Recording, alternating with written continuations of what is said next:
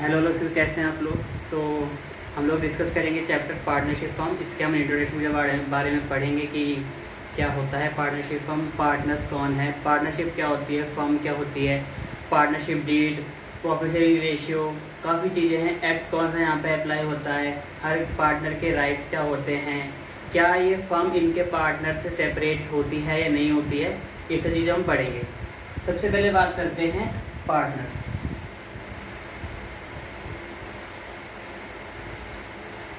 Partners यानी कि दो या दो से ज़्यादा लोग मिलकर कोई एक बिजनेस चलाते हैं। दो या दो से ज़्यादा लोग मिलकर एक बिजनेस को चलाते हैं। तो जिस बिजनेस को चलाने के लिए दो वो लोग साथ मिलकर काम करते हैं वो क्या बन जाते हैं, पार्टनर्स। क्लियर है। वो फैमिली के मेंबर्स भी हो सकते हैं। अगर दो भाई मिलके कोई बिजनेस चलाना चाहते हैं तो वो पार्टनर्स बन जाएंगे। कोई फ्रेंड्स हो सकता है या कोई अननोन पर्सन के साथ भी आप पार्टनरशिप कर सकते हैं, पार्टनर बना सकते हैं किसी बिजनेस को चलाने के लिए।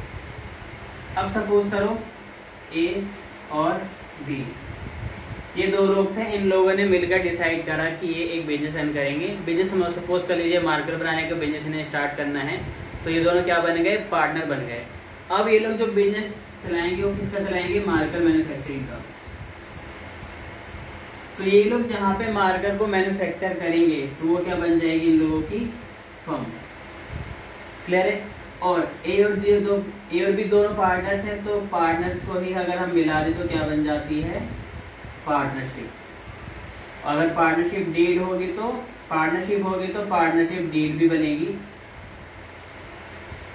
देखिए होता क्या है पार्टनरशिप, मतलब कि ए और बी दो पार्टनर थे, दोनों मिलकर अब काम कर रहे हैं तो क्या बन गया, पार्टनरशिप। अब पार्टनरशिप में काफ़ी चीज़ें इन लोगों को तय करनी होती हैं कि कौन कौन कितनी कैपिटल लगाएगा, कौन यहाँ पे कितने देर तक काम करेगा। अगर जैसे कि हो सकता है कि इनमें एक का कोई अपना अलग से प्रोफेशनल बिजनेस भी हो तो उस पर टाइम तो होगा नहीं।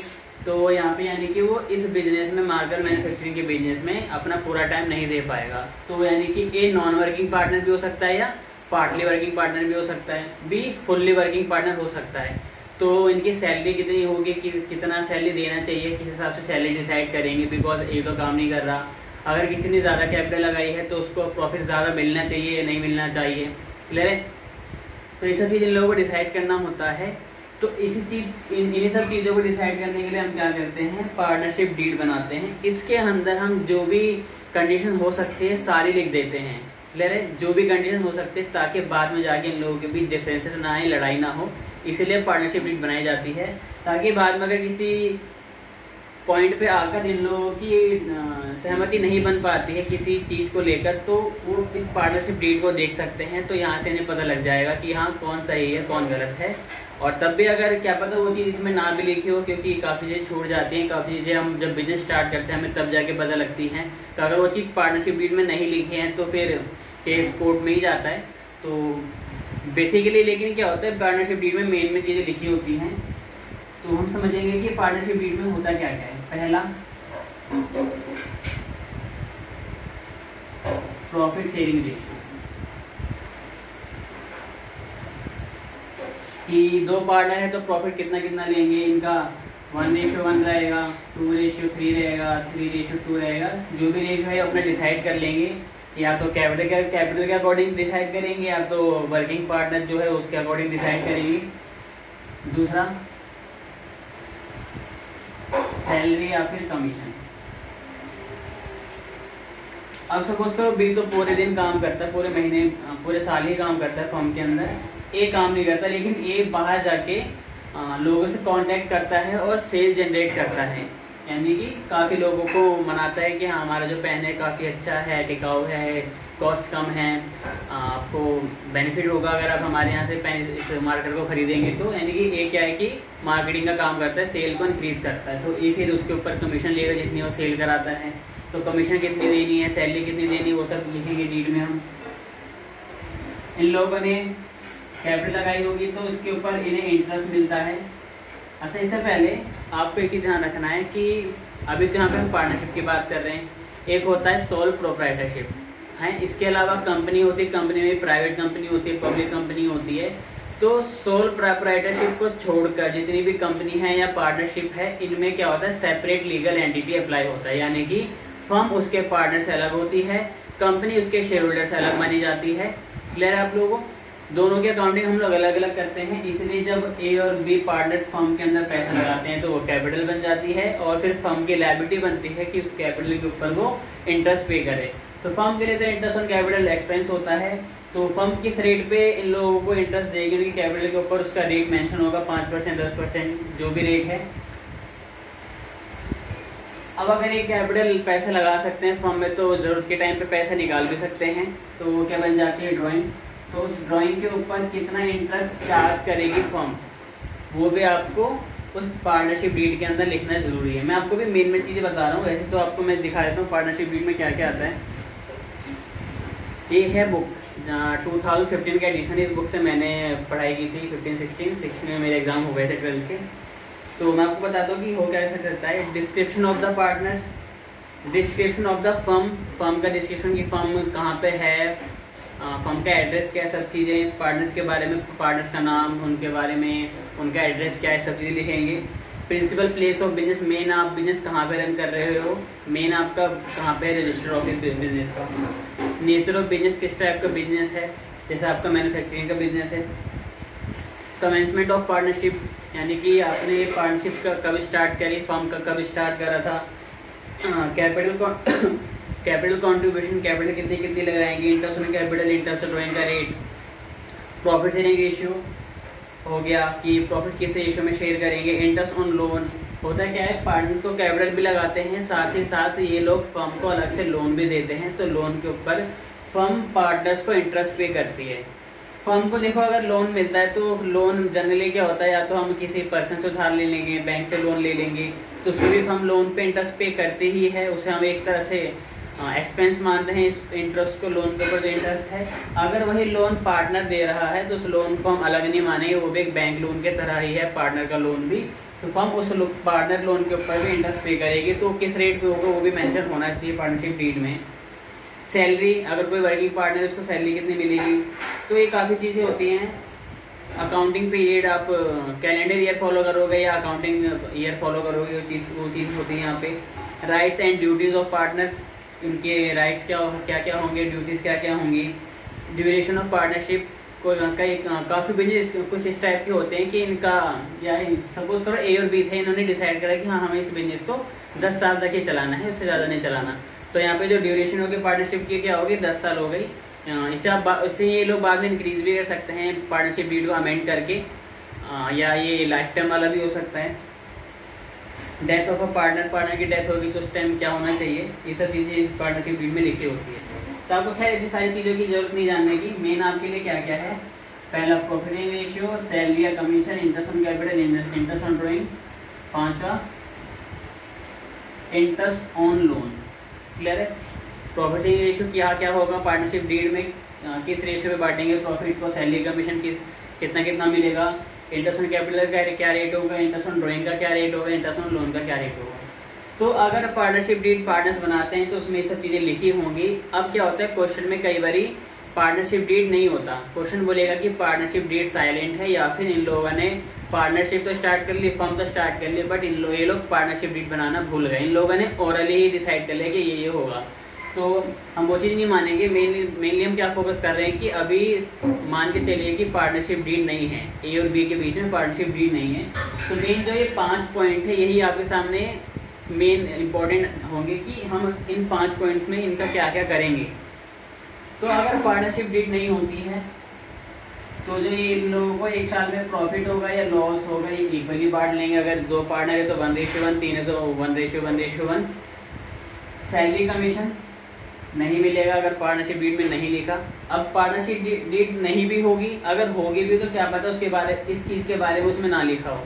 तो अगर पार्टनरशिप डीड होने के बावजूद सैलरी कमीशन के बारे में कुछ उसके मेंशन नहीं, जिक्र नहीं किया गया पार्टनरशिप डीड में, तो नहीं दी जाएगी। और अगर डीड नहीं है तब भी नहीं दिया जाएगा। और अगर पार्टनरशिप डीड में इंटरेस्ट ऑन कैपिटल के बारे में नहीं है तो वो भी नहीं दिया जाएगा। तो अगर इंटरेस्ट ऑन कैपिटल हम नहीं देंगे तो इंटरेस्ट ऑन ड्राइंग भी चार्ज नहीं कर सकती, तो वो भी नहीं लिया जाएगा। और जो इंटरेस्ट ऑन लोन है इसका एक स्पेशल रेट है 6% पर एनम। मैंने आपको क्या बताया था, इंटरेस्ट ऑन लोन तो आपको पे करना ही करना है, कंपल्सरी पेमेंट है, एक्सपेंस होता है तो आपको करना ही है। तो अगर पार्टनरशिप डीड होगा तो वो रेट आपको मेंशन होगा कि 5% होगा, 10% होगा इंटरेस्ट ऑन लोन का रेट। अगर पार्टनरशिप डीड नहीं है या डीड होने पर भी इसके बारे में कुछ नहीं लिखा तो 6% आपका एक्ट के अकॉर्डिंग इंटरेस्ट बनेगा देना लोन के ऊपर पार्टनर को। ठीक है, पार्टनर को या किसी भी टाइप का लोन हो। क्लियर है आपको यहाँ तक? अब बात करते हैं आगे चल के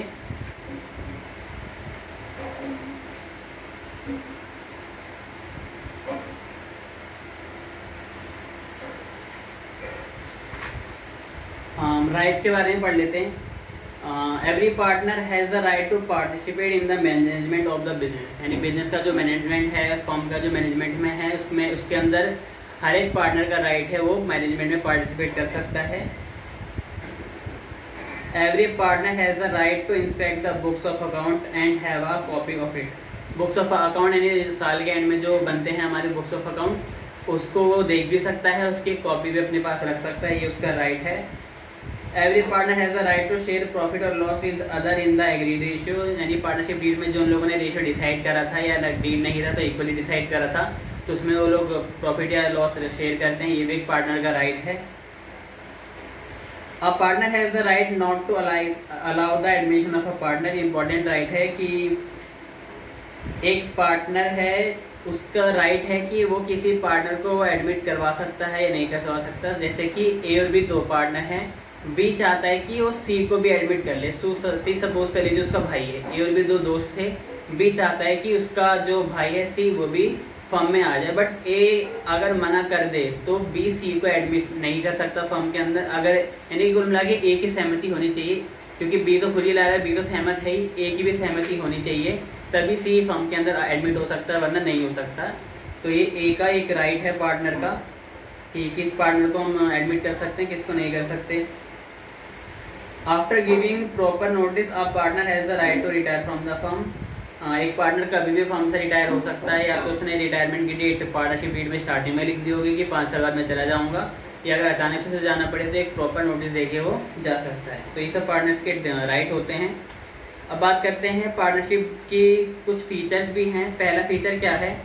एसोसिएशन ऑफ 2 और मोर पर्सन, यानी कि एक जो पार्टनरशिप यानी कि पार्टनरशिप फर्म है, इसमें कम से कम 2 लोग होते हैं, 2 लोगों का एसोसिएशन होता है, 2 या 2 से ज़्यादा लोग, यानी कि कम से कम आपको यहाँ पे 2 पार्टनर तो मिलेंगी।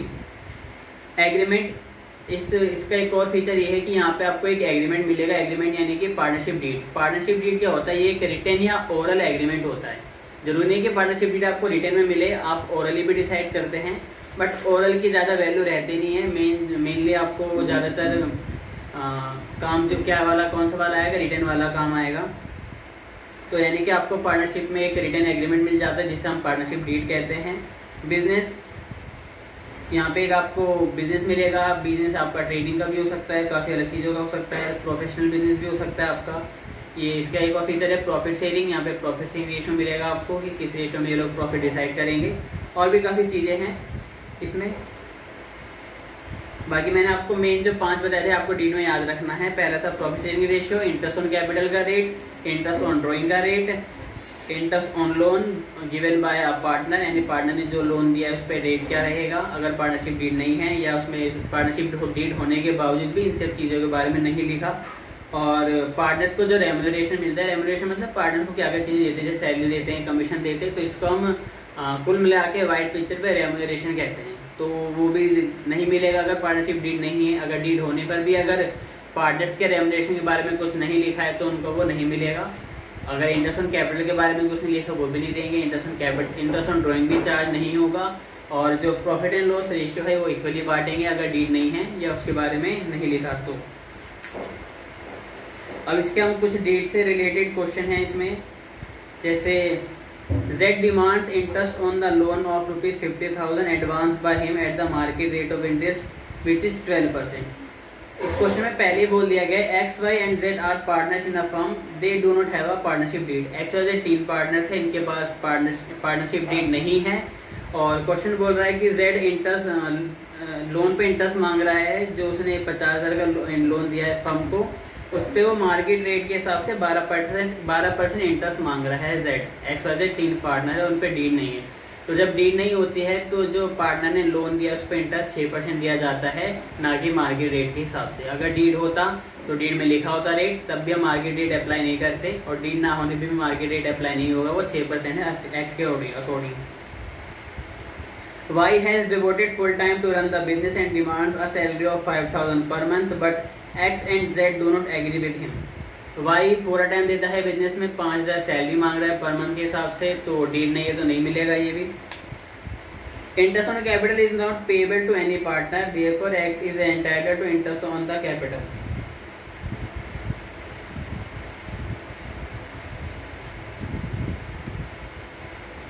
वही अगर डीड में लिखा होगा तो इंटरेस्ट ऑन कैपिटल मिल जाएगा एक्स को, अगर डीड में नहीं लिखा होगा तो नहीं मिलेगा।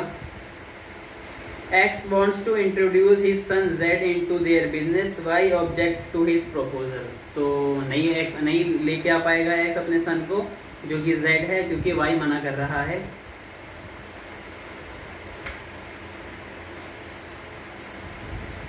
तो ऐसी काफ़ी चीज़ें आपको अभी यहाँ पे थ्योरेटिकल डीड के बारे में मिल जाएंगे क्वेश्चन।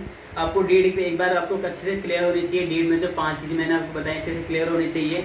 बाकी मैंने आपको पार्टनर्स बता दिया, पार्टनरशिप क्या होती है। पार्टनर्स को अगर हम मिला दें तो पार्टनरशिप बन जाती है। पार्टनरशिप डीड मोस्ट इंपॉर्टेंट चीज़ है। डीड होने पर क्या करना है वो तो आपको पता ही लग जाएगा, डीड ना होने पर क्या करना है वो मैंने आपको बता दिया है।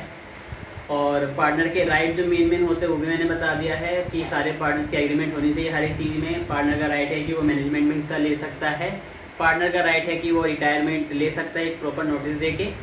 तो और ये सब चीज़ें हैं। तो अभी काफ़ी चीज़ें आपको इस चैप्टर में सीखनी है, और भी चीज़ें आपको सीखने को मिलेंगी यहाँ पे।